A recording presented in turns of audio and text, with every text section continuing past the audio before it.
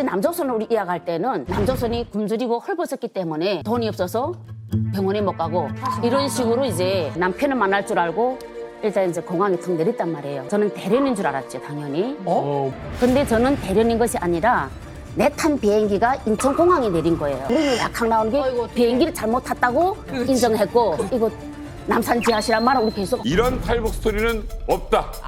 이만감에 정말 많은 분들 얘기 들었는데 오늘 나오시는 분들 이야기는 놀랍기도 하고 또 약간 재미도 있어요. 그 와중에 인사드립니다. 북한판 브루스 윌리스 홍영자님 모셨습니다. 반갑습니다.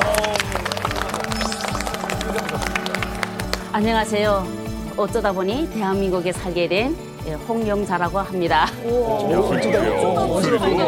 또롱또롱또롱또롱 잘 들리는 소리. 안녕하세요. 목소리가 너무 아름다우세요. 감사합니다. 진짜 목소리 방송하시는 분 같아요. 읽어주시면 돼요. 신앙. 감사합니다. 나 지금 녹았어. 대한민국이 너무너무 좋습니다. 진짜 무슨 얘기가 있을지 궁금합니다. 자, 어쨌든 목소리가 굉장히 좋으신데 북에 계실 때 어떤 일 하셨습니까? 북한에서 초등학교 교사로 한 15년을 하다가 이제 대한민국에 왔습니다. 현재는 북한 이탈 주민들을 사회정착시키고 또 국방부 안보교육과 학교 통일교육 다양한 사업들을 진행하고 있습니다. 그런데 저분에게 무슨 사연이 있을까? 근데 우리 홍영자 선생님이 진짜 북한의 표본인 선생님이었다. 우리 선생님 닮았지? 어떤 얘기예요? 이게 무슨 얘기예요? 무슨 얘기예요? 저렇게 생겼어요, 딱 선생님. 저렇게 생겼어요, 딱 선생님. 신기하게도 저렇게. 근데 중요한 건 저 김종수 교원대학 선배입니다. 네. 제가 같은 대학인데 이제 저는 졸업은 안 하고 2학년 때 전 드라마 때문에 탈북을 했고 선생님이 지금 한참 선배시거든요. 그리고 북한에서 초등학교 선생님은요 출신 성분도 일단 좋아야 되고 다 뭐 내노라는 집안의 자식들이 가거든요. 근데 북한에서 초등학교 교사들을 뭐라고 얘기를 하냐면 혁명의 나팔수들. 나팔? 최전방에서 자라나는 새 세대들에게 이 김씨 일가의 위대한 시정 이런 걸 가르치기 때문에 핵심 골간들을 키워내는 혁명가들로 이렇게 취급을 합니다. 그래서 굉장했던 거죠. 홍영자 씨에게 좀 여쭙고 싶은데 교사를 하다 오셨다고 하시니까 이제 남한에서는 교사가 되려면 이제 교원 임용 그 시험을 봐야 돼요. 북한에서는 어떻게 임명이 됩니까? 네, 북한에는 일단 필요한 인력만 티오라는 거 줍니다. 그래서 이 티오가 교원대학교 각 도마다 하나씩 있다면 그 도내 교원의 인력에 대해서는 각 교육청으로부터 인원을 받는단 말이에요. 필요한 인력만 받기 때문에 실제 뭐 임용고사 없이 대학교만 딱 졸업하면 이 각 단위별로 학교가 배치되어 있습니다. 그래서 임용고사 없이 졸업을 하게 되면은 내가 원하는 학교로 가는 게 아니라 당국에서 여기를 가세요 하면 그 시골 학교로 가야 되는 거예요. 그러니까 저도 사실은 인민교원이라는 타이틀을 가지고 실제 남조선으로 이야기할 때는 남조선이 굶주리고 헐벗었기 때문에 실제 병원에 가자 하게 되면은 돈이 없어서 병원에 못 가고 이런 식으로 이제 교육을 한단 말이에요. 그런데 거기에 비하면 우리나라는 무상치료지대다 교육을 한단 말이에요. 남조선은 정말 굶주리고 헐벗은 아이들이 때문에 우리가 동일해야 된다 이런 거지 열심히 일을 했습니다. 북한에서 모든 직업이 그렇겠습니다만 근데 이제 아이들을 가르치시려면 본인이 그걸 믿고 있어야 되잖아요. 그렇죠. 예. 그 당시만 해도 정말 북한이 남한보다 잘 살고 또 지상 천국이라고 그렇게 생각을 하셨던 전혀 거예요. 못했어요. 학생들을 가르칠 때 남조선이 이렇게 잘 산다는 걸 몰랐습니다. 그러다가 언제 알게 됐냐면 저희 아버님이 이제 중국으로 가게 된 계기가 있었습니다. 90년도에. 그런데 중국에 가니까 남조선이 잘 산단다. 88 올림픽에 갔다 온 중국 사람이 말하는데 화장실에 향수의 냄새가 난단다. 이런 얘기를 하는 거예요. 그래서 나는 이렇게 화장실이 우리는 개념이 없잖아요. 북한에서는. 그다음에 중국에서 이제 가져온 화장품이 북한 거보다 솔직히 말하면 너무 좋으니까 아 중국도 발전했구나. 그때 처음으로 알게 되었습니다. 네. 아니 성현 씨 같은 경우는 이제 가장 최근에 또 탈북한 또 MZ시잖아요. 네. 아니 북한 학교에서는 도대체 어떤 내용을 좀 가르치나요? 학교에서 가르치는 것 중에 뭐 남조선, 미국 놈 이런 걸 많이 가르치죠 주제로. 국어 교과서는 기본이고요. 수학 교과서에도 그런 게 나와요. 수학은 뭐 가르쳐요? 수학에 예를 들어서 문제가 하나 나오면 붉은 청년 근위대원인 철수는 수리탄이 2개 있다. 한 발의 수리탄으로 미제 승려아이를 5놈 죽일 수가 있다. 몇 놈을 죽일 수 있냐 이걸로. 네, 이런 식으로 문제를 냈어. 그게 산수 문제예요? 네, 이게 산수 문제. 초등학교 1학년 때부터 나와요. 꼬마 땅크가 나가는데 꼬마 땅크로 뭐 미국놈 대가리가 뭐 5개가 굴러다니고 뭐 이런 식으로 해가지고 진짜요? 좀 심각해요. 그러니 공포 영화는 안 만들어도 되지. 그렇지. 교과서가 다 공포. 그리고 실제로 미국놈 그 머리가 이렇게 그려져 있어요. 이렇게 해서 쭉 US 해가지고. 그러니까 이게 초등학교뿐만 아니라 일단은 유치원 높은 반이 북한에는 교육으로 이어가고 있습니다. 유치원 때는 어찌 보면 유치원이잖아요. 그럼에도 명절 때나 이럴 때 미국 놈이다 사상 우시올 측에서는 놀이를 해도 다 미국 놈이 이거 그래가지고 무조건 죽여야 되는 거예요. 때려 부셔야 되고 이겨야 되고 이런 식으로 됐고 수학 교과서뿐만 아니라 북한의 모든 교과서에는 이렇게 적대 교육을 주는 것이 다 있다고 보시면 돼요. 그러니까 이제처럼 수학 교과서에 미제 식량에 대한 거에는 무조건 미국 놈은 애를 눕혀야 되고 미국 놈 비행기는 무조건 떨어져야 되고 죽어야 되고 이렇게 되어 있다고 보시면 될 것 같습니다. 맨날 미제를 몰아내고 조국을 통일하자. 무조건 아, 해방시키려고. 우리 안 원한다니까 왜 자꾸 본인들이 해방시키려고. 우리에게 왜 자유를 주겠다는 거야? 제가 서울에 처음 와가지고 미국 군인이 왜 이렇게 안 보이냐 나도 이런 그래. 질문을 했어요. 그러니까 미국 놈이 군합발로 서울을 짓밟고 있다고 했는데 미군이 안 보이는 거예요. 아, 왜냐면 평택으로 이전했거든요. 자, 근데 이정민 씨, 또 준비한 게 있으시다고요? 네, 제가 북한의 국어 교과서를 한번 입수를 해봤습니다. 오 진짜요? 이게 북한의 국어 교과서래요. 여기 보면 이렇게 돼 있어요. 미국 놈은 두 손을 왜 높이 쳐들고 있을까요? 항복한다는 것은 또 행동으로 어떻게 표현할 수 있을까요? 부들부들이란 무슨 말인가요? 그러니까 항복을 가르쳐도 그냥 뭐 이렇게 적에게 순응한다 이런 게 아니라 저렇게 꼭 미국 놈이 등장하고. 맞아요. 미국 놈이 항복 손 들고 손 항복을 들고. 해야 되고 아, 너무 웃긴 게 밑에 보면 부들부들이란 무슨 말인지 골라보시오. 1번 아파서 부들부들 떨린다. 2번 부들부들 떨면서 빈다. 정답은 2번. 빈다. 2번이라는 거야. 항복은 부들부들 무서워서 떨면서 빈다라는 뜻을 가리키고 있는 거죠. 두 번째가 호랑이를 이긴 고슴도치라는 아동 영화예요. 그러게 호랑이는 미국이고 네. 고슴도치는 북한이에요. 북한이라는 걸 우리라 불러. 자, 그러면 홍영자 씨는 교과서 내용, 이런 내용들을 가르치면서 한 번이라도 의심해 보신 적이 없어요? 이 내용이 정말로 다 옳다라고 생각하고 그렇게 가르치신 건가요? 사실 북한에서는 어릴 때부터 반대에 대한 교육을 받아본 적이 없습니다.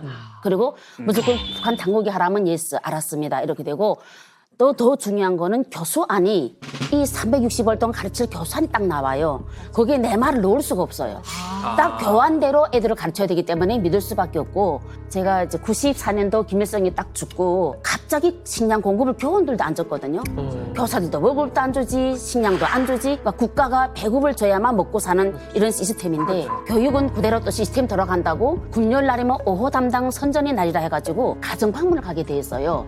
그러면 그 가정 방문이 뭐냐면 학교에 안 나왔거나 문제가 있는 학생에 대해서 가정 방문을 통해서 이제 학생을 교양하는 건데 가정 학교를 안 나와서 가봤더니 실제로 이렇게 쑥을 너무 먹어가지고 그때는 풀만 먹는 때거든요. 당나지. 풀떡이 올라와서 제가 또 가니까 칼을 딱 보는 순간에 내 마음이 철렁하고 무서워 다 감옥가겠는 거야. 왜?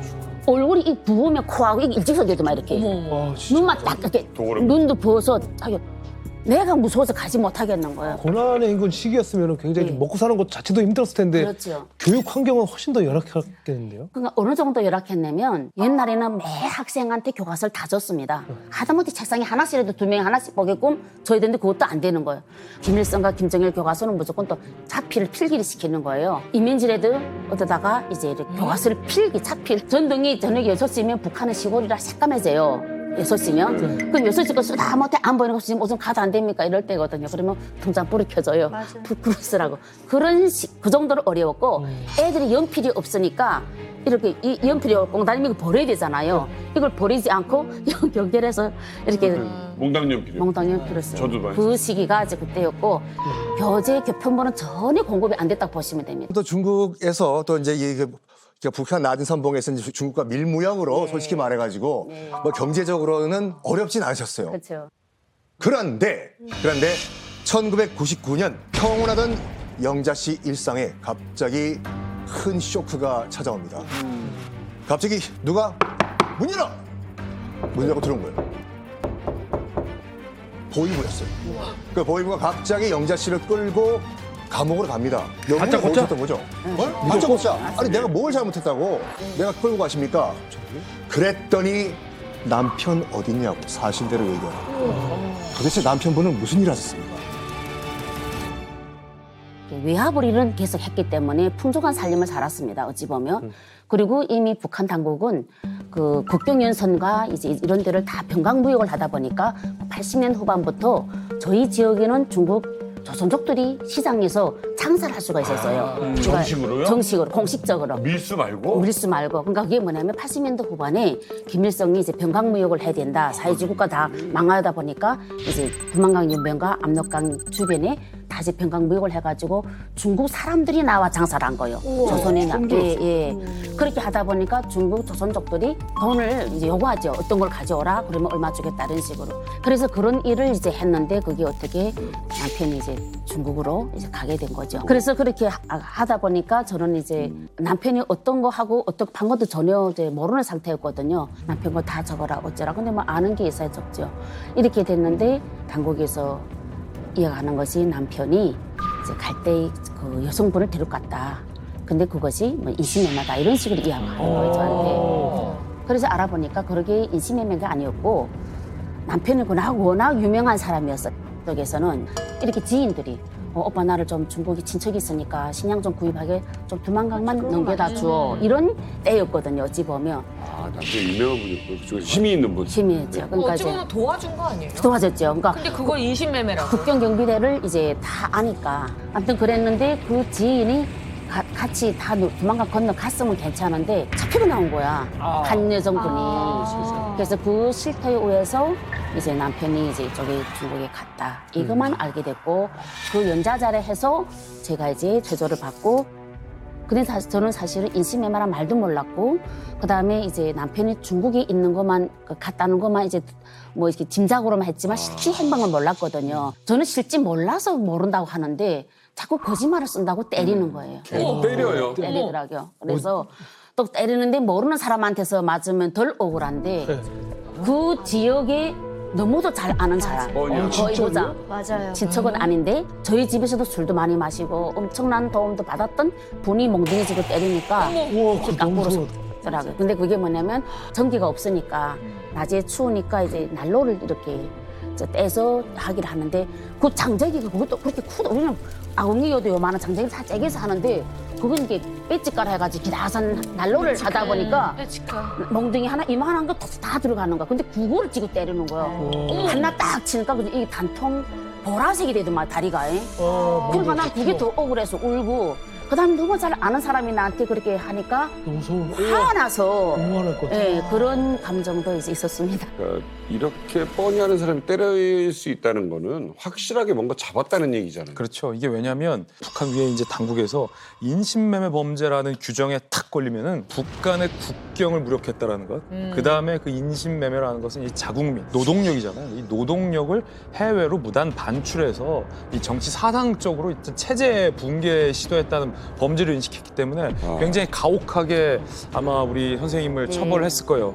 아마 그때 고문도 많이 당하셨다고 하는데 그렇게 9일간 그 끔찍한 지옥 같은 경험을 하시게 됩니다. 뭐 고문도 하고 여러 가지 불어라고 윽박도 질렀겠지만 홍 선생님 같은 경우는 정말 남편이 어딘지 모르니까 고위부도 딱 보면 알거든요. 정말 알면서 숨기는 건지 아니면 진짜 이 사람이 모르는 건지. 아, 그럼요. 판단이 쓴 것 같아요. 9일 만에 홍 선생님한테는 얻을 게 없다라는 것을 고위부가 판단하고 이제 집으로 돌려보냅니다.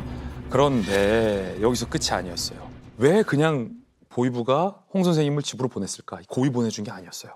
보위부 나름의 함정을 판 거죠. 타지에 숨어있는 남편이 반드시 그렇지 부인을. 아내와 자녀를 만나기 위해 집으로 돌아올 것이다.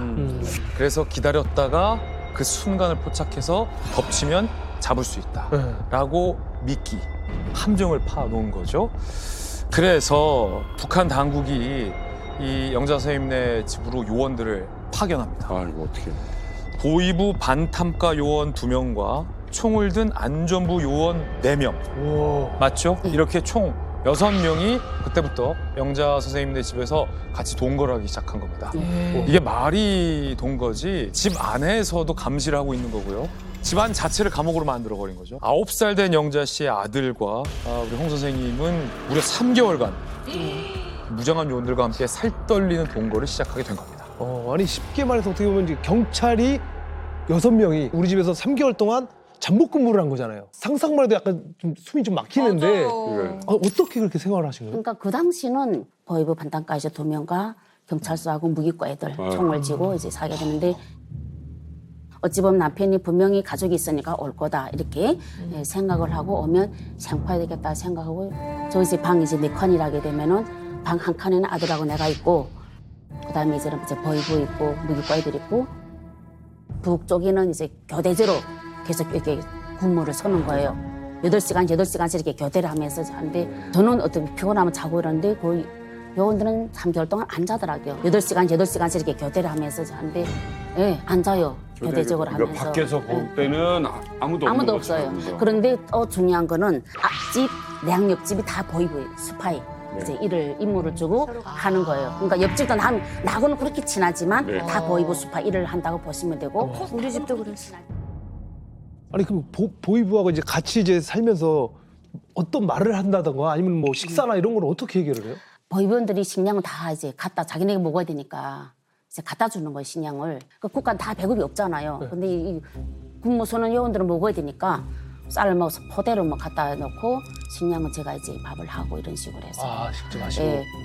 정말 남 모르는 사람들, 그냥 내 친척들도 아니고 예. 내 남편을 죽이려고 잡으려고 지금 내 집에 와 들어와서 있죠. 내가 해주는 밥을 먹고 있는 게 얼마나 기가 막혀요. 근데 또 남편을 향한 원망이랄까? 남편을 향한 생각은 어떠셨을지도 궁금해요. 화가 나죠. 화가 났고 저는 진짜 그러면서도 애 아빠니까 어떤 마음을 있었냐면 제발 오지 말아라. 이거를 계속 기도했어요. 그러니까 하나님들도 저는 믿지도 않았지만 밤이면 기도를 하는 거예요. 제발 나오지 말아라. 나오면 잡힌다. 이거를 계속 속으로 했잖아요. 계속 빌었어요. 솔직히 말하면. 나오면 잡히는 것보단 그래도 거기서 이렇게 안 잡히는 게 나오니까.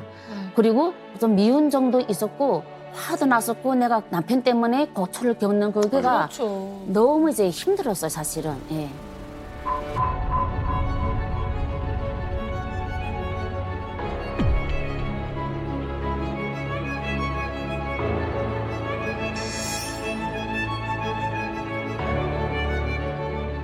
그걸로 끝나면 얼마나 좋겠습니까? 그쵸. 예, 끝난 게 아니라 북한 당국이 진짜 상상하지 못할 추방을 또 이제 시킵니다, 저를.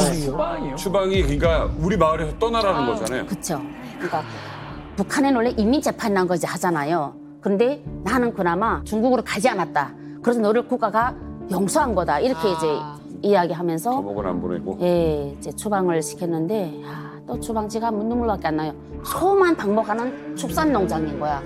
이제 리당에서 집을 줄 거니까 생활해라. 그 내려놓은 거야. 축사에서 살라고? 예, 거기다가 이게 전등이 없잖아요. 전기 안 들어가니까 밥할 수가 없는 거예요. 그래서 너무 기가 막혀서는 이제 그냥 너무 모든 걸 타락이죠. 죽지 못해 살아가는 이런 생각인데 그저 우리 애만 걱정했어요. 근데 또 친정에서는 또 남편이 반당 반응 분자 이랬다고 또 나를 받아 안 주네. 맞아요. 출가 외인이니까. 억울하다고. 친정에서도 안 받아줘. 안 받아줬어요. 이건 너무 그렇다. 그러니까 당에서는 이제 목숨만 살려줄게. 이 정도 수준인 거네요. 근데 추방 갈 거면 차라리 죽는 게 나아요. 제가 탈북하고 나서 우리 집도 추방 결정 다 났었어요. 완전히 그냥 산골짜기도 그런 산골짜기가 없어요. 그래서 우리 어머니가 시당 책임비서 찾아가서 그냥 죽겠다 이 앞에서 막 정말 시당 책임비서 앞에 가고 계속 무릎 꿇고 빌었거든요. 근데 추방에 가서 사는 사람들 보면 그냥 개돼지처럼 살아요. 이자처럼 집이 없고요. 그냥 개하고 돼지하고 같이 잔다고 보면 돼요. 그래서 특징이 뭐냐면 이렇게 오는 사람들이 이렇게 꿈이 높았던 사람들이 오거든요. 그럼 어떻게 되냐면 아이들이 노는데 놀 거리가 없으니까 소 흉내를 내면서 놀아요. 이리야 하면 애가 여기다 달구지 끼는 거 그거 툭 이게 흉내 내면서 뚜구툭 하면서 애가 뛰어요. 그럼 애들이 그 채찍질하고 이런 놀이를 놀거든요. 그럼 이런 선생님들이 꿈이 높은 삶을 살다 그런 걸 벌잖아요. 정신이 돌아버려요. 그래서 미쳐버리는 거예요. 사식고병원에 가가지고 애들만 동그러니 남아있는 경우들. 사람 사는 게 아니고 차라리 죽여달라고 그래요. 근데 다행히 영자 씨가 이제 추방지에 머문 지 한 9일째 되던 날 구세주가 나타났습니다. 네, 낮은 선봉에 친언니가 살고 계셨거든요. 이분이 영자 씨가 추방당했다는 사실을 알고 찾아온 겁니다. 데리러 온 거죠. 근데 추방당한 사람을 빼내는 거 사실 불가능하잖아요. 또 북한은 또 불가능한 게 없습니다. 뇌물이면 또 다 돼요. 그 친언니가 낮은 선봉이 아무래도 이제 북한에서는 좀 형편이 좀 좋은 지역이잖아요. 그래서 당비서한테 뇌물을 좀 찔러주고 모자를 갖다 영자씨 모자를 갖다 탈출시킨 겁니다. 그래서 이제 낮은 선봉으로 가서 거기서 좀 기력을 회복한 다음에 어떻게 하겠습니까? 그래도 아이는 남았는데 살아야죠. 그럼요. 그래가지고 뭘 했냐면은 친언니 도움을 받아가지고 그 청진은 지금 곡식이 좀 귀하거든요. 그래서 이제 낮은 선봉에서 이제 청진으로 곡식을 파는 그 장사를 시작하셨다고 해요. 달리기를 하셨구나. 예, 달리기. 자, 여기서 또 반전이 등장을 합니다. 또 반전. 그러니까 나름대로 이제 그 낮은 선봉 지역에서 이제 그 언니 내외와 안정적인 생활을 하고 있었어요. 그런데 어떤 손님이 집을 찾아옵니다. 집에는 이제 아들 혼자만 있었던 상태였습니다. 그 아드님은 당연히 누구세요? 라고 물어봤겠죠. 그랬더니 딱 문을 여니까 웬 여자 한 분이 서 계셨어요. 그 여자는 아들한테 자, 사진 받아라고 사진 한 장 줘요. 그리고 엄마한테 이 사진 꼭 보여주고 아줌마가 찾아올 때까지 집에서 기다리라고 해라고 말을 전달한 후에 그 의문의 미스테리 여인은 사라집니다. 무서워 누가 찾아오면. 영화 같아. 이제 그 당시에 그 장사를 나갔다가 집에 이제 들어왔단 말이에요. 그래서 자려고 하는데 아들이 툭툭 치는 거예요. 엄마 잠깐 바깥에 나가자는 거예요. 그래서 왜? 했더니 그러니까 어차피 언니네 집이다 보니까 다 들을 수 있으니까 자꾸 나가자는 거 툭툭 치면서 전등이 없잖아요. 밖에 나가서 달빛을 보는 거예요. 그러니까 아빠 사진인 거예요. 그러니까 아빠 사진인 거예요. 근데 남편이 뒤에다가 내 생년월일 아들 생년월일 자기 생년을 적었더라고요. 그러니까 나는 이게 아빠가 보내게 맞구나 하는 걸 인정을 했고 그래도 뭐라고 말했니 하니까 엄마 어선 장사 나가지 말고 이 아줌마가 자기 3일 있으면 들어온다 했으니까 어머니 가지 않으면 안 되겠습니까? 이렇게 얘가 이야기하는 거예요. 그러니까 그놈한테 안 말했니 하니까 그놈아가 말하면 안 되잖아요. 애가 이러더라고요. 어린애가? 애가 9살인데 9살인데 뭘 한다고. 일찍 철이 든 거죠. 예. 그러니까 얘는 어릴 때부터 아빠 말만 나오면 엄마가 감옥 가거나 아빠 때문에 추방당했다는 걸 얘가 철이 들은 거예요. 인식을 하고 있어요. 가슴 아프다. 그래서 그다음에 제가 이제 어디를 가지 않고 이제 기다리는데 딱 정말 3일 만에 이분이 들어왔습니다. 예. 그래서 이제 제가 이제 만나게 됐고 그다음에 이제 소식을 알게 된 겁니다. 브로커가 저한테 이제 만나서 하는 말이 이제부터 자기 따라가게 되면은 남편이 국경에 지금 나와서 돈을 $1,000를 준다는 거예요. 돈을 $1,000를 준다는 거예요. $1,000면요 그냥 갈만해요. 그냥 뭐 하라는 대로 할 거예요 아마. 왜냐면 $100면 4인 가족 기준이 1년 살거든요. 그렇죠. 10년치 식량을 주겠다는데 안 가겠어요? 당연히 가야지. 그래서 $1,000라니까 와 너무 큰 돈인데 일단 첫 번째는 전 남편 때문에 이제 추방을 당했으니까 나오지 말아라 해야 되겠다. 이 말을 전달하고 싶었고 $1,000를 준다고요? 네. 그다음에 이제 돈을 빨리 받아야 내가 먹고 살 거 아닙니까? 그러니까 그런 마음이 일단은 만나야 되겠다는 생각은 꿀떡 같았어요. 왜냐면 네. 언니한테도 미안하고 현재. 그렇죠. 그래서 저는 이제 그런 마음이 일단 만나야만 모든 게 이제 되니까 이제 따라가기로 했는데 이분이 말씀이 꼭 아들을 데려가야 된다는 거예요. 그래서 내가 아니 아들은 학교 다니는데 왜 아들 딱 가야 되나? 내가 가서 돈 받으면 되는데 그러니까 그게 아니라 남편이 아들을 너무너무 보고 싶어 한다는 거예요. 근데 저는 남편이 정말 자식 하나지만 유별나게 이제 야를 기하게 했으니까 아, 그럴 수 있겠다.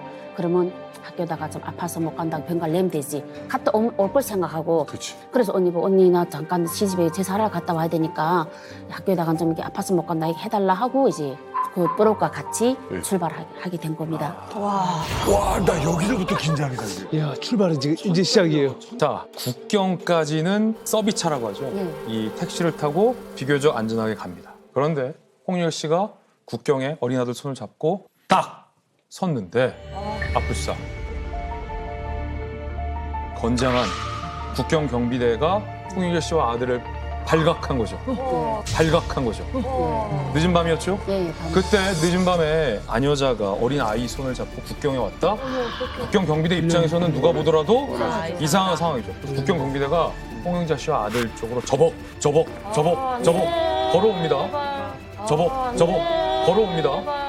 별 생각이 다 들 거예요. 아, 내가 따라온 이 북한 여성 브로커라는데 이 여자의 정체가 설마 이 내 남편의 사진은 뭐지? 여기서 잡히면 어떻게 되지? 근데 아니나 다를까 국경 경비대가 오더니 홍윤자 씨 옆에 있었던 아들을 덥석 잡아서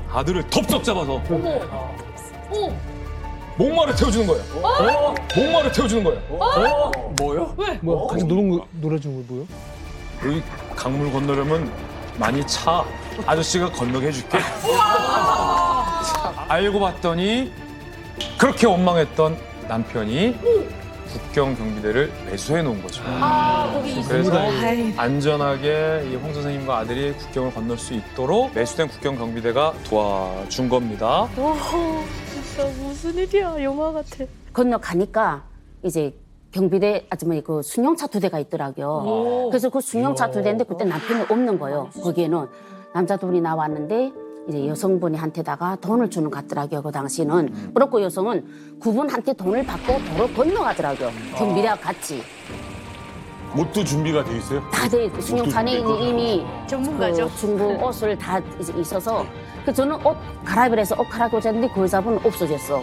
그리고 그다음부터는 조선족 남자가 이제 전화를 하더라고요. 그래 전화 받아보시죠. 남편분입니다 해서 전화 받았죠. 네. 프로입니다. 목소리를 듣고 물 잘 건넜다 이랬더니 고생 많았다. 일단은 추방됐다는 얘기를 들었다 이러는 거예요. 어떻게 들었나 했더니 처음에 뽀로꼬가 제 학교 있잖아요. 그 거기 또 갔는데 다 소문이 난 거예요. 이 안목자 선생님이 반역자 돼놔서 추방당했습니다 하니까. 그래서 마지막으로 그러면 진정에는 보이비가 감시돼 있으니 거리가 먼 라진 언니데다가 사람을 띄우면 내 소식을 알겠다 이렇게 생각하고 라진이 띄운 거예요. 뽀로꼬를. 그런데 거기에 생각지도 않은 아들이 있었던 거지. 똑똑한 분이다, 똑똑한 분. 그래서 거기서 이제 저는 고생했다 하고 이제 애하고 또 이렇게 바꿔주니까 애는 거기서 아빠하고 울죠. 9살인데. 어떡해. 아니 솔직히 좀 눈물 안 나셨어요? 그때? 났지. 그러니까 그때는 내가 고생한 게 이제 너무 억울하잖아요. 그러니까 이제 애하고 아빠하고 이렇게 만나니까 남편을 만났다는 그 감정에 이제 일단 그랬고 야 거기서 단서울 이제 심하니까 거기는 국경이니까 나는 대련에 있다. 그러니까 대련에 있으니까 그 뽀로꼬를 이제 하란 대로만 하면 되니까 그래서 네가 오면 네가 하자는 대로 할게. 그 말이 뭐냐면 네가 북한 가자면 가고 네가 여기서 살자면 살겠다는 의미거든요. 이게 뭐 서로 많은 말을 주고받아도 그래서 저는 나오면 안 된다는 걸 너무 잘 아니까 이제 어떻게나 나는 혼자 가더라도 남편은 나오지 말라고 해줘야 되겠다. 그리고 그 돈 1,000만 원 받고 어차피 레물고 오면 또 살 수는 있으니까 아무튼 그런 생각이 만감이 교차했던 것 같았습니다.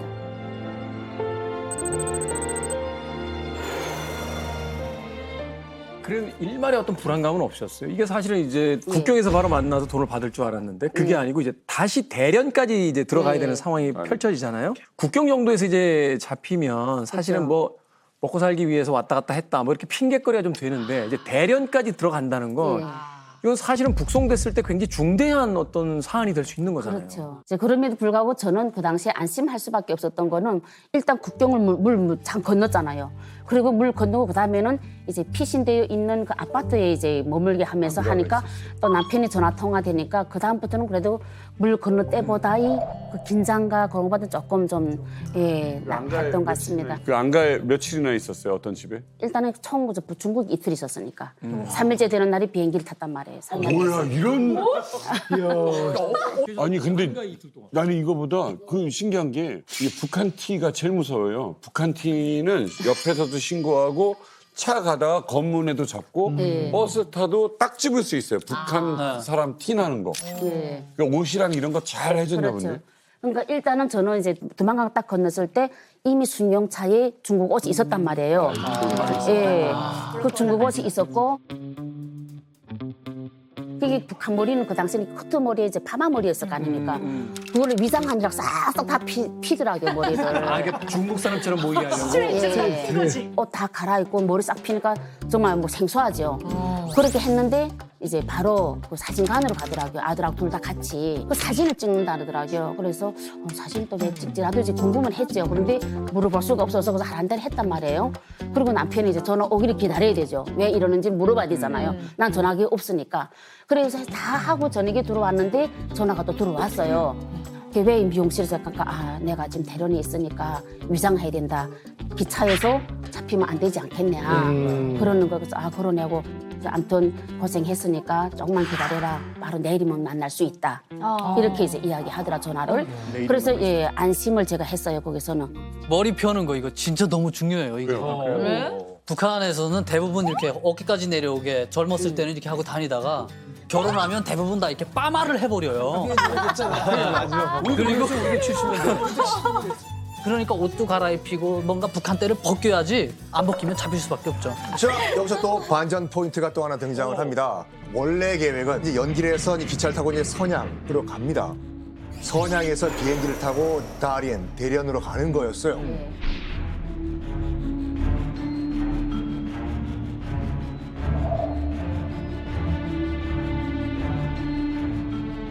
조선적 브로커가 신신당부합니다. 공항에 들어가면 1번 출구, 2번 출구가 아니라 꼭 반드시 3번 출구, 4번 출구로 가셔야 됩니다. 말을 해요. 근데 문제는 그 말만 하고 조선족 브로커는 떠나요. 아니, 이 중국말도 못하는데 이 넓은 중국 땅에서 왜 우리를 놔두고 가냐. 비행기로. 그러면서 붙여준 것이 또 한족 브로커였어요, 중국인이요. 그러니까 말이 안 통하잖아요. 정말 어떻게 보면은 말도 안 통하는 사람에게 우리 아들과 나의 운명을 맡겨야 되는 것인데 불안하지 않으셨습니까? 그때는 이제 저는 한족이다 보니까 말이 한마디도 안 통하고 모두 한족이야. 이 심양 거기 가니까. 우리 빼고. 한족. 그러니까 저는 이제 거기서 딱 조선족이 간 다음부터는 조금 긴장은 했어요. 그리고 이 한족이 말을 모르니까 툭툭 쳐요. 가라고 이렇게. 그러면 또 올라가. 그러면 거기 심양 계단 이렇게 올라가 있은 다음에 비행기를 타자자. 그 다음에는 이제 이렇게 건너가라 이렇게 이야기해요. 그래 건너가서는 사람들 따라 들어갔지. 그 다음부터는 혼자인 거예요.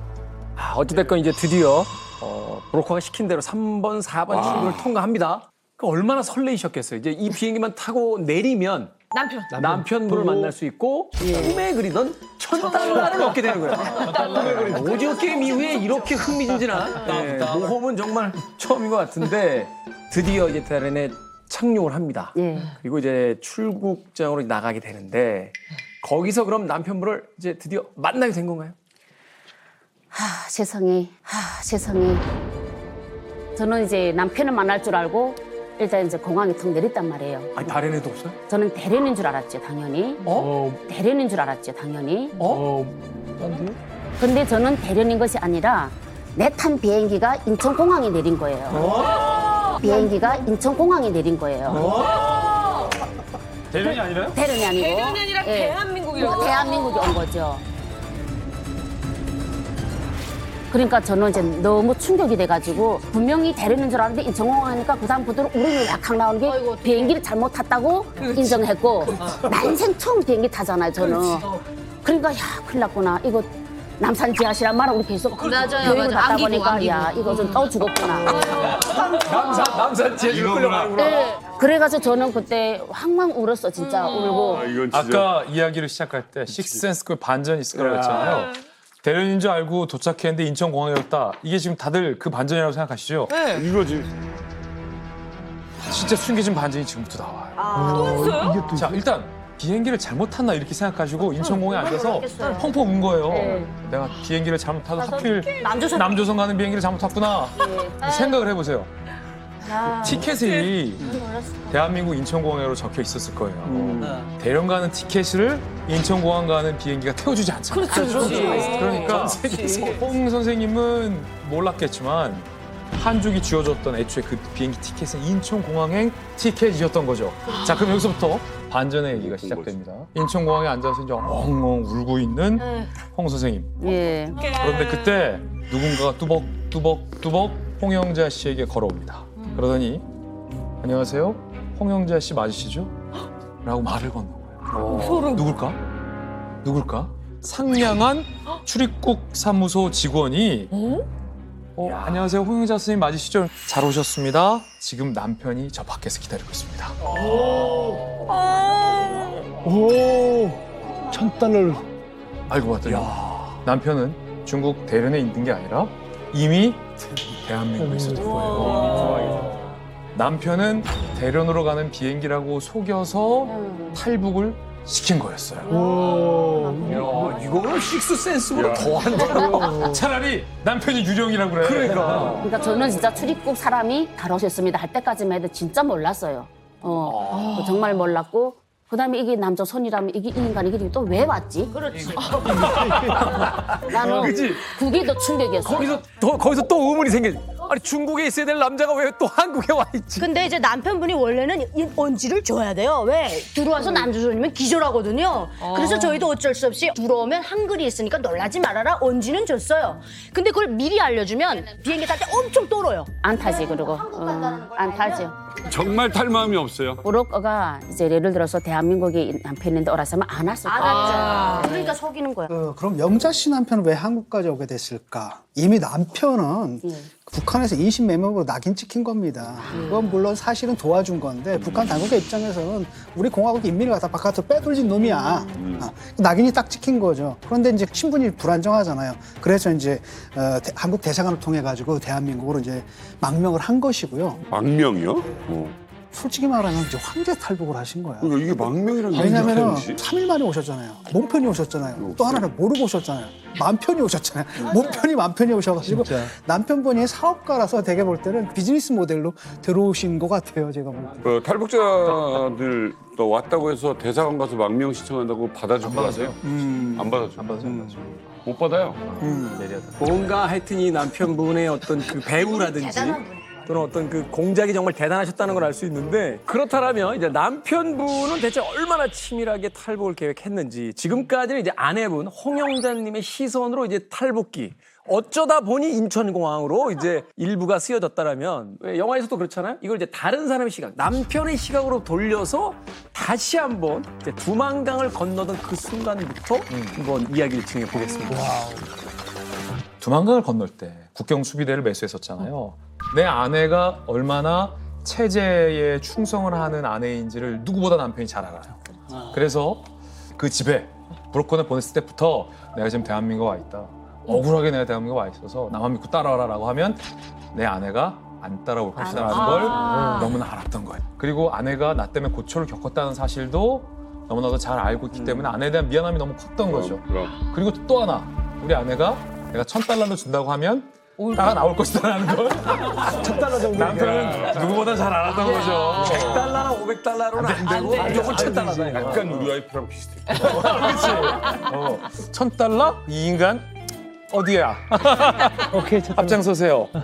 그리고 근데 무엇보다 이 남편의 사랑이 느꼈던 대목이 일반인이 이렇게 체제에 충성을 다하는 인물이 아무리 잠깐 건너갔다 오더라도 두만강 국경을 북한을 건너간다?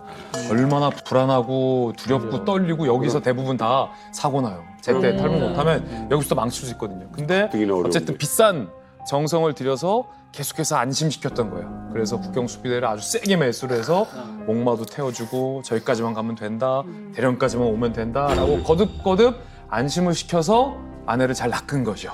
목마 서비스는 처음 들어봤어. 진짜 남편분께서 철저하게 계획을 세웠다는 증거가 또 있어요. 자, 그 조선족 브로커가 뭐 머리도 하고 옷도 새로 입고 이렇게 예쁘게 꾸민 김에 우리 기념사진 좀 찍읍시다라고 말했자고 말씀드렸잖아요.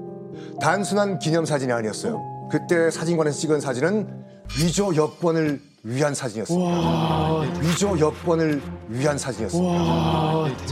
장난이 아니에요. 그러니까 이제 공항에 도착을 했는데 일단 한국말을 잘하는 조선족 브로커가 이제 빠이빠이를 하고 이제 한국말을 전혀 못하는 한족 브로커가 또 등장했잖아요. 그 이유가 뭘까요? 그러니까 왜 말을 안 통하게 하려고? 왜? 말이 안 통하면 장점이 뭘까요? 장점이? 쓸데없는 말을 안 할 수 있구나. 그렇죠. 지금 남편분께서는 아내분이 얼만큼 빨간 물이 들어있는지 얼만큼 빠졌는지 모르잖아요. 최종 목적지를 알면 안 돼요. 만약에 조선족 그 가이드가 마음이 흔들려가지고 우리 또 영자 선생님께서 도대체 공항에 왔는데 최종 목적지가 어디냐? 대련 맞냐? 사실 대련이 아니라 인천이다. 이 말하면 끝나는 거예요. 아예 질문 자체를 원천 봉쇄를 시켜버린 거죠.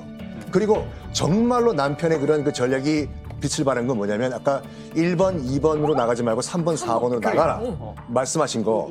남편분이 중국 이민국 직원을 이미 매수를 해놓은 상태였습니다. 스케일이 3, 4번 쪽을. 그러니까 중국 공무원까지 매수를 한 상태. 정말 스케일이 커요, 진짜요. 예전에 딱 그때까지 가능했어. 그렇죠, 그때까지 가능했어 옛날에. 네, 아니 진짜 듣다 보니까 이제 소름이 좀 돋는데 아니 하나 좀 궁금한 게 아니 이제 비행기를 타면은 사실 한국행이면은 한국 말로 안내 방송이 좀 나올 거 아니에요. 그렇죠, 그렇죠. 그 방송을 들으면 이게 한국인지 알지 않을까요? 여기서 좀 이렇게 들으시는 분들도 좀 궁금한 게 아니 아무리 경황이 없더라도 정말 한국 가는 비행기를 몰랐을까? 네. 라는 생각이 아마 드실 거예요. 그런데 난생 처음 비행기를 타신 분이다. 라는 점을 좀 감안을 해야 돼요. 처음이다. 그리고 이 북한 땅을 떠났다. 그리고 이 낯선 중국 땅에서 난생 처음 비행기를 탄다. 라는 이 두려움과 떨림을 좀 이해한다면 좀 심정이 이해되실 것 같아요. 그리고 이 영자 씨는 곧 이 남편을 만날 생각밖에 없었던 거죠. 왜? 빨리 만나서 뭘 받아야 되니까? $1,000를 받아야 되니까. 이 생각에 혈안이 돼 있고 붙잡히거나 그러면 안 된다는 두려움도 좀 있었을 것 같고 위조 여권을 만들었다고 성킹 교수님이 잘 설명해 주셨는데 그게 한국 여권이 아니에요. 맞아요. 한족을 가장한 위조 여권이기 때문에 중국어로 돼 있어서 보더라도 이게 뭐로 내가 이 위조가 된 건지 이 온통 다 한자로 써 있는데 어디로 가는지 알 수가 없었던 거죠. 물론 그때 당시 홍 선생님이 탔던 비행기에 한국인 승무원도 한 명 있었다고 해요. 한국어로 응대를 하는데 그때 당시에는 워낙 조선족이 많이 타니까 이런 한국어 서비스도 하는구나라고 그냥 쉽게 넘겨버렸던 거죠. 자, 2000년 10월에 이 남편에게 폭삭 속아서 대한민국에 왔는데 이 어쩌다 한국에 왔어요. 자, 근데 이들에게는 더 놀라운 반전 이야기가 또 계속해서 일어납니다. 프리비어스 스토리. 조금 전까지의 이야기. 홍인호 선생님이 나도 모른 채 인천공항에 도착했고 아들과 엉엉 우는데 출입국 직원이 나와서 홍인호 선생님이죠. 밖에서 남편이 있습니다. 네. 여기까지 우리가 봤잖아요. 네. 근데 이제 그 현장에 국정원 직원도 이제 나와 계셨다고. 네. 그래서 국정원 직원이 그래도 홍 선생님 잘 오셨습니다. 일단 규칙과 절차대로 저희와 함께 가시죠. 라고 해서 안전하게 국정원 시설로 이제 옮겼어요. 홍영선 선생님. 이 북한에서 이제 소학교 선생님이었잖아요. 그렇지. 괴뢰를 때려 잡아야 되는 선생님인데. 그럼 괴뢰 품어왔으니 그것도 암기부를. 안기부에 남산자에 온 거예요. 그리고 남편에 대해서는 용서가 안 되는 마음이에요. 그렇지. 그러니까 묵비권 행사하신 거예요. 얼마간 묵비권 행사했냐면 한 달간 입을 꾹 닫으면서 묵비권 행사하시는 거고 이렇게 한 달 가까이 정착을 거부했던 이유가 뭡니까? 일단은 내가 남한에 왔으니 이제 내가 우리 언니 집에서 출발했잖아요. 그러니까 또 우리 언니가 또 이게 내 뭐를 걱정되지. 출강을 가겠다. 내가 이것도 가장 처음에 걸렸고, 그다음 두 번째는 내 남동생이 이제 군인이었단 말이에요. 아유. 그런데 어찌 보면 군관대학을 졸업하고 제 나름대로 구 당국의 충성관이라고 또 정치대까지 가서 군 10년 동안 대학을 해가지고 시골에서 평양에 산다는 건 쉽지 않거든요. 와, 이거 보통 일이 아니죠. 그러니까 나는 얘가 이제 내 때문에 그리고 또 남한이라 하게 되면은 8천까지 연좌제에서 이렇게 죽인다고 북한에서는 교육을 받았으니까 야 이거 큰일 났구나 내 때문에 나 혼자 때문에 이렇게 하게 되면 어떻게 되겠나 생각해서 묻기보다도 이렇게 먼저 자연스럽게 물어봐요. 그러면 대답을 안 할 뿐이에요. 저는 그저 가만히 있고 이게 남편과 막 통화해달라. 그래서 제가 이제 하도 제가 이제 응을 안 하니까 이제 남편 통화 주는데 남편과 다시 이제 남편과 이게 통화되는 게 로고 많은 걸 몰랐어요. 도청하는 걸. 하겠죠, 예. 당연히. 조사 과정이니까. 그래서 제가 이제 나는 남자스러운 걸 몰랐다. 탁 잘 살아라 개X야 이랬어요. 그 정도라도 점잖은 거야. 도와지고. 아니, 이거는 기록으로 남아있어, 기록으로 그게. 그게 도청이 돼 있어요. 녹음이 돼 있어. 그러다 보니까 제가 10년 동안, 15년 동안 아들이 해외 나가서 데리러 가야 되는데 여권이 안 나오는 거예요. 엄청 고생해서 알아봤더니 국악관이 너무 투철하고 10가지가 붙어있다. 위험인물이야, 위험인물. 빨간색이셨구나. 이렇게 영자 씨가 남편과의 만남을 완강히 거부하자 국정원에서는 이제 다음 카드를 꺼내들게 됩니다. 이렇게 영자 씨가 남편과의 만남을 완강히 거부하자 국정원에서는 이제 다음 카드를 꺼내들게 됩니다. 그 카드가 바로 책 한 권이에요. 아주 특별한 책 한 권. 책이요. 쉽지 않을 텐데 책으로. 바로 이 책입니다. 북한 공작원 출신 김현희의 자서전 이제 여자가 되고 싶어요. 김현희는 아시다시피 1987년이죠. 서울올림픽을 방해하기 위해서 저지른 테러인데 대한항공 858편을 갖다가 폭발을 시켜버렸거든요. 그래서 그 테러로 인해 가지고 탑승객 115명이 전원 사망을 했습니다. 거기서 체포가 돼가지고 우리 법정에서 사형 선고를 받아요. 그런데 이제 그 이후에 이제 심경의 변화를 좀 일으켰던 것 같고 그래서 감형이 되고 석방이 돼서 지금 전향을 했습니다. 그래서 자신이 겪었던 일들을 다 다 적어가지고 기록한 책이 바로 이 책이었습니다. 바로 이 책을 읽고 이제 심경의 변화를 일으키게 되는 거죠. 이게 지금 영자 씨한테 하필이면 이 김현희 자서전을 보여준 이유가 뭘까요? 일단은 간첩이면 북한에서 최고의 그 출신 성분이거든요. 그러니까 이런 사람이 대한민국에 도대체 어떤 모습을 봤길래 이 간첩이 최고의 세뇌부터 다 무장돼 있는 간첩도 대한민국의 덩이가 돼서 여기서 살아갈까? 이거 엄청 충격적이지 않아요? 그리고 우리 선생님 때는 그래도 이런 책을 보여줬잖아요. 그러니까 시대별로 책이 다르네요. 저희 때는 그 김정일의 요리사 그걸 저한테 보여줬거든요. 근데 저도 처음에는 그걸 읽고 나서야 장군님이 먹었던 제기밥이 그 스시였구나 이걸 알게 됐거든요. 그러니까 그 책 한 권이 저를 싹 바꿔버렸어요. 그러니까 이 책이 우리 영자 선생님의 그 정신 상태를 얼마나 충격과 혼란에 빠뜨리게 했을 건가 이걸 느껴집니다. 영재 이 책에서 어떤 대목이 가장 그러니까 제가 마음을 이 움직였어요? 책을 읽고 나서 이제 가장 인상 깊었던 것은 이 남한 비행기 국민들을 이제 다 죽게 했다는 그 당국, 북한 당국의 충격이었어요. 와, 북한 이거 예, 국제적인 그리고, 범죄를. 수많은 사람을 죽였는데 이 사람이 현재 살아 있다. 북한 같은 공개 총살해야 되잖아요. 그렇죠. 근데 간첩이 살아 있다는 게 충격이었고, 야 어떻게 이 수많은 사람들을 죽이도록 당국이 이렇게 하냐. 좀 끔찍했어 그때 당시. 근데 지금 뭐 이 국정원 요원들이 애도 쓰고 뭐 책도 보여주고 합니다. 근데 아직까지 네 그래요 하고 딱 가는 게 아직 없어요. 100% 아니야. 정말 돌아서게 한 그 예. 뭔가 하나 결정적. 진짜 뭡니까? 궁금하다. 자, 넘어오지도 않았어요. 아직까지 마음은 확고합니다. 우리 홍윤정 선생님의 마음은. 그때 딱 한 명이 엄마의 마음을 돌이킨 겁니다. 엄마의 마음. 누구였을까요? 10살짜리 아들. 아들. 비장의 카드. 이제 아들을 통해서 마음을 움직여야겠다라고 우리 국정원이 이 공략법을 바꾼 거죠. 네. 그래서 밖에 있는 아빠를 통해서 국정원에 아들에게 장난감을 보내는 거예요. 롤러 스케이트도 보내주고 네, 맞아. 초콜릿도 보내주고 또 맛있는 간식도 보내주고 세상에. 그리고 이 아들 입장에서는 국정원에 와서 뭐 한 달간 있었는데 매 끼 배부르게 밥이 나오지. 그러니까 아들이 이렇게 물어보는 거죠. 아빠랑 엄마랑 그냥 여기서 다 같이 살면 안 돼? 라고 아들이 엄마를 흩어가기 시작한 거예요. 맞죠? 예, 이제처럼 롤러스케이트라는 건 처음이잖아요. 이 하는 거. 그다음에 뭐 통조림이 들어오지, 간식이 들어오지, 한 번도 먹어보지 못했던 이런 간식들 주말마다 들어오고 옷도 또 많이 들어와. 그러니까 정말 너무 이제 좋으니까 애가 하루는 날 보고 엄마는 왜 자꾸 북한 아빠가 안 살고 북한가 가겠다 하냐 이러는 거예요. 아빠가 우리를 지금 살자고 데려온 거 아니에요? 이렇게 이야기하면서 나는 아빠가 살고 싶다고 이러더라고요. 롤러스케이트에 녹았어. 그래서 내가 절대 그러면 안 된다. 아빠는 지금 남조선이란데 반역자 죄를 지었으니까 반역자다. 이렇게 한다 했더니까 그때 이제 애가 엄마 손잡고 엄마 왜 아빠가 안 살자고 그러니까 엄마가 북한에서 아빠 때문에 고쳤을 건데 나를 설득시키는 거예요. 밤마다. 그리고 나는 엄마가 안 살고 아빠가 살고 싶다고. 와, 이걸 쓰다. 그래서 제가 야 남편과는 못 살아 자식 떨고 놓고 못 살잖아요. 네, 그래서 그 다음에 이제 조사할 땐 또 이렇게 다른 내용을 또 적으라 그래요. 그때부터는 적었죠. 애 때문에 내가 갈라지면 안 되겠다.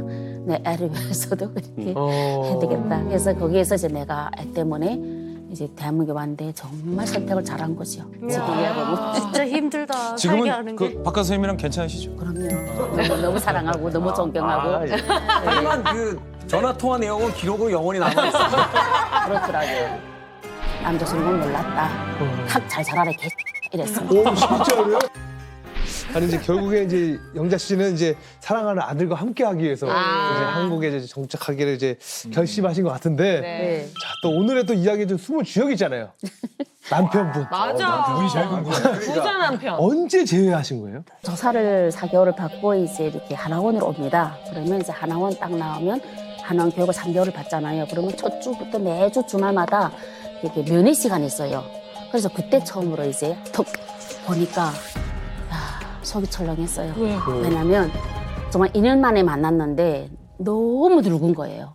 와, 2년 동안. 머리가 빠져가지고 가족 그러니까 난 그때 스트레스가 네, 마음고생 많이 한 거예요. 또 보는 순간에 너무 내가 이제 마음이 아픈 거예요. 그다음에 어떤 생각 들었냐면 중국에서 엄청난 고생을 했구나. 그 생각을 들었어요. 그래서 야 정말 그 신경적인 그게 있어가지고 10년은 팍 늙었더라고요. 저는 제일 궁금한 게 돈입니다. 그렇죠. 이 지금 보면은 엄청난 비용이죠. 맞아. 딱 그렇죠. 이게 계산해도 루트라에 보면은 엄청난 비용이 들었어요. 아들하고 이제 저를 데려오니까 비행기를 타야 될 거 아닙니까? 그런데 이제 그 당시에 자기가 3월에 나왔는데 내가 지금 10월에 왔단 말이에요. 6개월밖에 없으니까 돈이 없잖아요. 이제 하여튼 제가 그때 당시는 어떻게 들었냐면 내 1,500, 아들이 1,500 이래서 비행기 값 들어갔다. 감사하게도 담당 형사님이 보증을 서가지고 대출을 받아가지고 얼마를? 제가 이제 아마 대출 2천만 원 갚아야 되는 게 급선무였고 그다음 아마 1,000만 원은 남편이 자기 이제 정착금 받은 거라 모아서 이제 들어오지 않았나. 근데 그것도 담당 형사님 보증을 선 게 감사한 거죠. 남편은 그냥 정말 할 수 있는 방법을 최대한 동원한 거예요. 네, 그 형사도 고마운데요? 고맙죠. 고맙고 지금도 가깝게 지내고 있습니다. 네. 너무 고마운 형사님이에요. 그 덕분에 제가 이렇게 잘 살고 그러게요. 있습니다. 예. 자, 어찌됐건 이렇게 아들 때문에 예. 거의 반강제로 이제 남한에 정착을 하시게 됐어요. 정착을 하는 과정 속에서 이제 북한에서 배웠던 남조선과 예. 실제 이제 살게 된 한국이 다르다 하는 걸 어느 순간에 이제 체감하시기 시작했습니까? 일단은 저는 이제 백화점에 가게 되면 이게 담당자 선생님들이 카드를 또 이렇게 뚜루뚜루 이제 나와. 그 모습이 너무 충격이었어요. 이 CD에서 돈이 이분이 카드 추겠더니 아, ATM기? 그 네, ATM기. CD에서 돈 보는 게 와, 근데 그게 신기해서 말 안 하다가 엄마 선생님 그 돈 도로 들어갈 수 있어요? 그러니까 들어갔으면 입금이 된대요. 또 첫 입금하고 다시 돈 빼는 부분이 와 저는 그때 이제 야, 이 대한민국이 발전했구나. 그다음에 그 남대문인지 모르겠지만 동대문인지 모르겠지만 이렇게 나갔는데 끝이 없어 아무튼. 그다음에 저 물건이 너무 많으니까 저 물건이 다 팔리는가 그게 또 궁금했어요. 안 팔리면 산처럼 쌓여있잖아요. 살살까? 산처럼. 그다음에 또 말을 안 하다가 선생님 저 물건 다 나갑니까 하니까 그것도 다 팔린대요. 도매 친다는 말을 처음 듣잖아. 도매랑이 뭔지 모르는데 자존심 있으니까 또 물을 안 봐 도매를. 그게 하나원에 나오니까 그러면 점차적으로 아 대한민국이 정말 잘 사는구나 이런 걸 진짜 처음 하게 된 거죠. 말이나 글은 속일 수 있지만 네. 그 현장에서 보는 광경은 속일 수가 없는 거잖아요. 네. 그거는. 그럼 영희 씨는 좀 뭘 보고 좀 그런 걸 느끼셨나요? 뭐 여러 가지가 많지만 예. 입국하자마자 그때는 뭐 자판기인지 뭔지도 모르잖아요. 어쨌든 이만한 박스같이 생긴 데서 돈을 이렇게 했더니 거기 음료수를 막 이렇게 있더라고요. 근데 북한도 이런 음료가 많지 않으니까 캔이 많지 않으니까 아니 근데 그 귀한 것을 북한은 이제 결혼식 할 때 또 아니면 한갑 때 이럴 때 그 캔을 상에다 이렇게 상차림으로 넣거든요. 근데 그거를 글쎄 동전을 이렇게 하니까 그게 떨랑떨랑 밑으로 떨어지는 거예요. 그게 너무 신기한 거예요. 돈을 넣는데 떨랑떨랑. 그래가지고 그것도 또 이제 저희 먹으라고 줘요. 이제 하나씩 이렇게 먹으라고 주는데 캔을 제가 이제 아무리 그게 그런 걸 많이 봤어도 캔을 먹어보진 못했어요. 따는 걸 모르는구나. 예. 진짜? 그러더니 그 선생님이 이렇게 따주더라고요. 근데 그게 너무 시원한 데다가 세상에 부자 된 느낌? 정말 북한에서 그 부자만 먹을 수가 있는 걸. 조항당 간부들만 먹던 거. 자, 어쨌든 뜻밖의 반전과 반전. 오늘 정말 식센스 같은 일이 계속 이어지는데 어쨌든 두 분은 이제 대한민국 와서 잘 정착하고 계신 거죠? 사실 북한에 있을 때는 자유라는 게 뭔지 모르고 왔어요. 북한에 사는 게 그냥 자유로운 삶인 줄 알았고 정말 좀 의도치 않게 떠났다가 이렇게 한국까지 와서 정말 자유의 진정한 자유라는 걸 느끼게 됐고 석사, 박사 학위도 할 수 있었고 사실 북한에 있었다면 제가 그런 기회가 있었을까 생각합니다. 네. 저희 노력도 있겠지만 주변에서 도와준 사람들의 그런 노력이 아닐까 생각을 네. 합니다. 저 홍영자 네. 선생님, 지금 우리 초등학생들 또 중고등학생들에게 그 참 좋은 교육을 하고 계세요. 네. 저기 죄송한데 남편한테 한마디만 좀 해주시면. 난 대한민국의 아들하고 함께 이렇게 살 수 있도록 기회를 준 남편에게 다시 한번 감사의 인사를 드립니다. 그리고 사실은 이 한국이 아니었더라면 정말 우리의 이런 자유와 또 경제로운 풍요로움 이런 거 어떻게 맛볼 수 있겠습니까? 그래서 대단히 감사하다는 말씀을 또 드립니다. 남편한테 처음으로 감사하다는 얘기를 또 이렇게 해주시고 아드님은 지금 어떻게 사세요? 아들은 현재 자기 사업을 하고 있고요. 호텔에서 이제 경영을 하고 있습니다. 호텔? 제주도에서.